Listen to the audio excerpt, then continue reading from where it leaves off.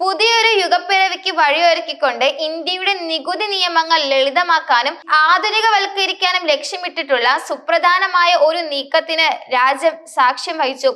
1961 നിലവിൽ വന്ന സങ്കീർണമായ ആദായ നികുതി നിയമത്തിന് പകരമായി ഒരു പുതിയ ആദായ നികുതി ബിൽ 2025 ലോക്സഭ അംഗീകരിക്കുന്നു. ഈ ബില്ലിന് കൂടുതൽ വ്യക്തത നൽകുന്നതിനായി പാർലമെന്റ് സെലക്ട് കമ്മിറ്റി നിർദ്ദേശിച്ച ഭേദഗതികൾ ഉൾപ്പെടുത്തിക്കൊണ്ട് ധനമന്ത്രി നിർമ്മല സീതാരാമനാണ് പുതിയ ബിൽ ലോക്സഭയിൽ പാസാക്കിയെടുത്തത്.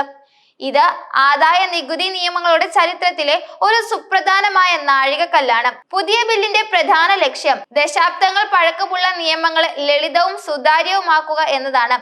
നിലവിലെ സങ്കീർണമായ നിയമങ്ങളെ സാധാരണക്കാർക്ക് പോലും മനസ്സിലാക്കാൻ കഴിയുന്ന തരത്തിൽ ലളിതമായ ബിൽ പുതിയ കാലഘട്ടത്തിനനുസരിച്ചുള്ള സാങ്കേതിക മാറ്റങ്ങളെ ഉൾക്കൊള്ളുന്നുണ്ട്. ഇ കൊമേഴ്സ്, ഡിജിറ്റൽ ആസ്തികൾ, ഓൺലൈൻ വരുമാനം എന്നിവയെല്ലാം നികുതിയുടെ പരിധിയിൽ കൊണ്ടുവരുന്നതിനുള്ള വ്യവസ്ഥകൾ ഈ ബില്ലിലുണ്ട്.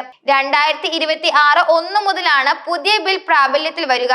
പുതിയ ബില്ലിലെ ശ്രദ്ധേയമായ മാറ്റങ്ങളിൽ ഒന്ന് പഴയ സാമ്പത്തിക വർഷങ്ങളെയും നികുതി വർഷങ്ങളെയും പുനഃക്രമിച്ചിരിക്കുന്നു എന്നതാണ്. ഇനി നികുതി വർഷം എന്ന ഒറ്റപ്പദം മാത്രമേ ഉപയോഗിക്കൂ. ഇത് നികുതിദായകർക്ക് കൂടുതൽ വ്യക്തത നൽകുന്നു. നികുതി വെട്ടിപ്പ് കണ്ടെത്താൻ അന്വേഷണ ഉദ്യോഗസ്ഥർക്ക് ഒരു പുതിയ അധികാരം നൽകിയിട്ടുണ്ട്. ആദായ നികുതി പരിശോധനകളിൽ സംശയമുള്ള വ്യക്തികളുടെ കമ്പ്യൂട്ടർ സിസ്റ്റങ്ങൾ പരിശോധിക്കാനും വാതിലുകൾ, ബോക്സുകൾ, ലോക്കറുകൾ, അലമാരകൾ എന്നിവയുടെ പൂട്ട് സ്വമേധയെ തുറന്ന് പരിശോധിക്കാനും അന്വേഷണ ഉദ്യോഗസ്ഥർക്ക് അധികാരം നൽകുന്ന വ്യവസ്ഥകൾ ബില്ലിലുണ്ട്. ഇത് നികുതി വെട്ടിപ്പ് തടയാൻ സഹായിക്കുമെന്ന് കരുതപ്പെടുന്നു. വ്യക്തിഗത നികുതിദായകർക്ക് ഏറെ ആശ്വാസം നൽകുന്ന ഒരു വ്യവസ്ഥയാണ് റിട്ടേൺ ഫയൽ ചെയ്യുന്നത്. കാലതാമസം വന്നാലും റീഫണ്ടിന് അവകാശം ഉന്നയിക്കാം എന്നുള്ളതാണ്. ഇത് നികുതിദായകർക്ക് കൂടുതൽ സൗകര്യങ്ങൾ നൽകുന്നു. സ്രോതസ്സിലെ നികുതി സംബന്ധിച്ച തിരുത്തൽ സത്യവാങ്മൂലം നൽകാനുള്ള സമയപരിധി പഴയ നിയമത്തിലെ 2 വർഷത്തിൽ നിന്ന് 6 മാസമായി ചുരുക്കിയത്. ഇത് നടപടിക്രമങ്ങളിൽ വേഗത ഉറപ്പുവരുത്താൻ സഹായിക്കും.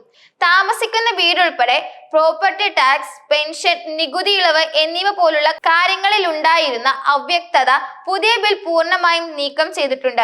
ഇത് പലപ്പോഴും ആശയക്കുഴപ്പങ്ങൾ ഉണ്ടാക്കിയിരുന്ന ഒരു കാര്യമായിരുന്നു. പഴയ നിയമത്തിലെ അനാവശ്യവും ആവർത്തന സ്വഭാവമുള്ള വകുപ്പുകൾ ഒഴിവാക്കി നിയമത്തിലെ വകുപ്പുകൾ അക്ഷരങ്ങൾ ഉപയോഗിച്ച് തരംതിരിക്കുന്നതിന് പകരം തുടർച്ചയായ നമ്പർ നൽകി.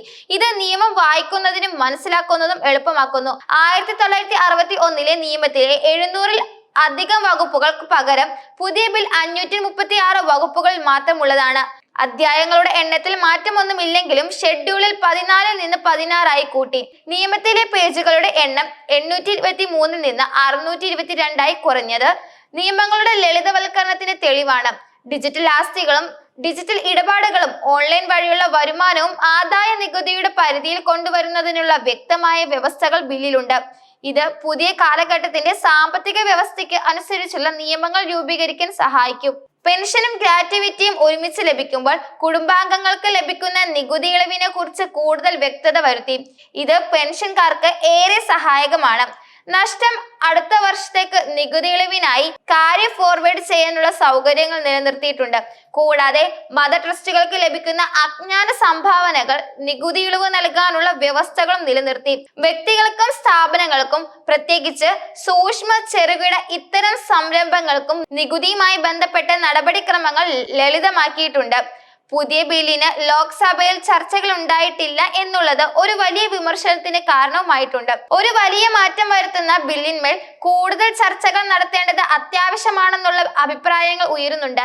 എങ്കിലും ധനമന്ത്രാലയം പുതിയ നിയമങ്ങളെ ലളിതമാക്കാൻ ശ്രമിച്ചിട്ടുണ്ടെന്നും സാങ്കേതിക വിദ്യയുടെ സഹായത്തോടെ നികുതി നിയമങ്ങളെ കൂടുതൽ ഫലപ്രദമാക്കാൻ ശ്രമിക്കുന്നുണ്ടെന്നും വിദഗ്ധർ അഭിപ്രായപ്പെടുന്നു.